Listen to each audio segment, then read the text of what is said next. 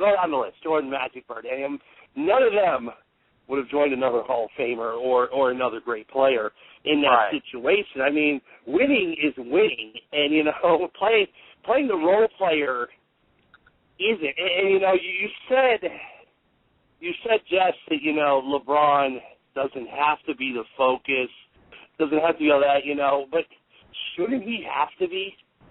That was my thing in all this. As a great talent, and you can go ahead and jump in here, Vince, as a great talent, shouldn't he have had to be? You know, so in the end, I still feel that he's going to be riding Dwayne Wade's coattails. And no matter whether they win 1, 2, 6, whatever, in the end, to me, those are Dwayne Wade's titles. And you know what?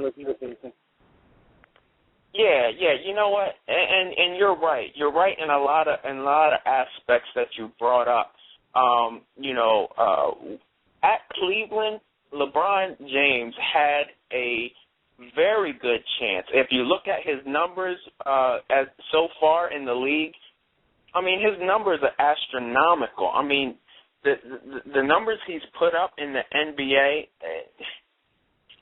I crunched a couple of the numbers, and looking at him against greats such as Magic Johnson and Michael Jordan and Dominique Wilkins and greats such as that, these numbers are so, they have the potential to become, those players didn't have numbers like LeBron has so far in his career.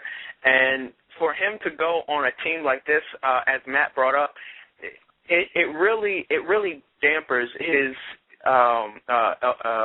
chances of doing what he could have done. Now, as far as him not being able to, or this being Dwayne Wade's team, it is Dwayne Wade's team.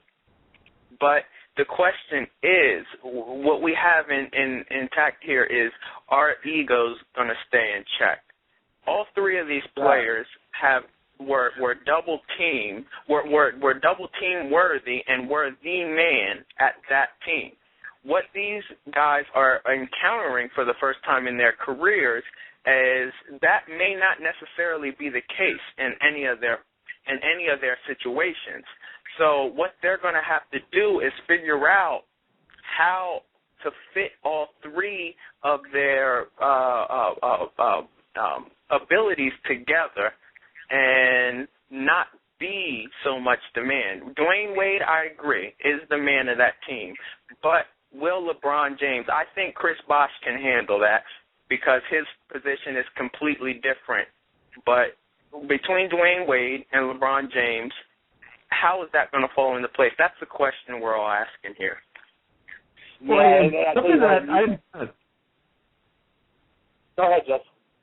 I was just going to say that something that I'm actually torn at what to think, because we have two very different dynamics going with LeBron here. Is that we all want him to be the great, or there's the hope, there's the hype that he would become the greatest ever, Jordan-like, where he would basically take the team on his shoulders.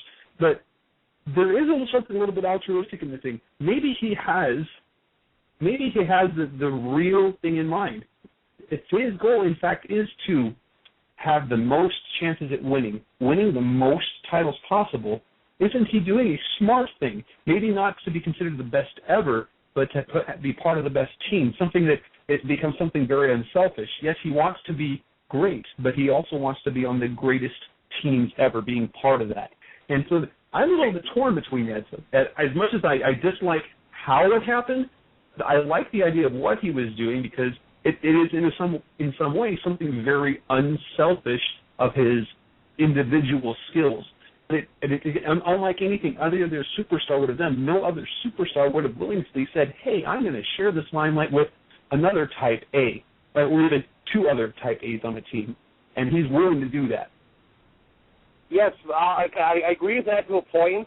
My thing where I'm going to go with this is when you talk about greats winning titles, and if it's just the rings, you know, all you hear about is how many rings Kobe Bryant has. You don't hear a great deal about how many Derek Fisher has. You know, and as Fisher leaves the league, you know, you won't hear as much about that, but you'll know how many Kobe had. You know, that's what I'm getting. Right. As a great one, You know, I just feel, actually, any of the other teams that were recording him, you know, he probably wouldn't have as much criticism had he signed with any of the others. Maybe Chicago, because there's a little bit of talent there. But in the end, to build on Jess's point, I'll tell you what, if you're the opposing coach, it is a nightmare matchup for you because you can't double team 3 guys with only 5 guys on the court defending them. So, I mean, somebody is going to, realistically, should be able to take over every single game for the Miami Heat. You guys spent way too much time talking about LeBron, which we tend to do once we get started. There's a guy, you know, around the NBA that once all the LeBron stuff has happened, there's a guy kind of around the NBA that really nobody's talked about all summer, and that's Kobe Bryant. You know, Kobe kind of got pushed aside. You know, he wasn't in the news very much. And I tell you one thing that happened, and I just brought this up earlier, that you're either a big-time Miami Heat fan right now or you hate them, and those people that hate them are more than likely going to be rooting for Kobe this summer. So I think without doing anything, Kobe just gained a worldwide addition of fans to his thing. And what do you see? They didn't really make many off-season moves. What do you see about the Lakers' chances of winning another ring this year? I don't care who starts, just whichever one. You go ahead, Jess. Well, I was going to say, actually, the little moves that they did, I was very, very fond of. One of their weak points throughout the season was their point guard play. Derek Fisher came up big in the playoffs, and he signed a new deal. Don't know what to expect of him season-wise, but the pickup of Stephen Blake is exactly the type of point guard that is needed in their offense. A guy who can dish the ball around, who is unselfish, and can hit the three-pointer. And he is great at hitting the three. That's going to be a great addition. I like adding Matt Barnes. And now you've got, at the small forward, 2 basic kind of crazy head cases. But Matt Barnes, along with the turnovers, he's heady, he's intense, he plays good defense, and he's not going to back it down. I still think that as Kobe's going to go around, he's got a smile on his face. He's saying, they were talking about them, guess what? I'm still the champion, and guess what? It's still got to go through us. And I think that the Lakers are going to win it again this year. Great point there, too, about Steve Blake, and that's one thing that's always vital in the triangle offense, is someone that can knock down that three and solid point guard play. So that may be one of the more underlooked additions of the off season. Vince, what do you think about Kobe and his chance of getting another ring this year? You know, I think they're very good. I think that with Kobe Bryant, he likes the fact that the attention hasn't been on him with this off season and things. With the maturing of him, you know, early Kobe, you know, it was all about him. As soon as attention got shifted elsewhere, you know, he was able to mature, I feel, as a player. And I think that the Lakers are going to do a good job this year at doing what they did last year. I think their biggest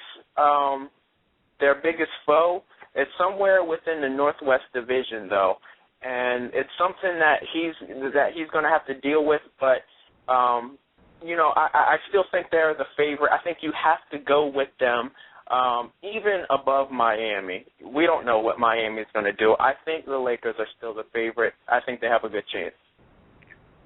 Here's my difference between Kobe Bryant and LeBron James. You guys kind of both touched on it since we've been on. Kobe doesn't need the attention. He needs a ring. You know, I just think, and you can tell by the way he plays. I think if Kobe gets to lift that trophy up, I think he's happy scoring 2 points, dishing out 15 assists. LeBron, on the other hand, and I wrote a column about this while the whole courtship was going on, and you know, while basically you got to say he quit on his team in the playoffs, because I mean that was, whether he did or not, that's how he was perceived. And you know, to me, it's almost more important of LeBron James to be a global icon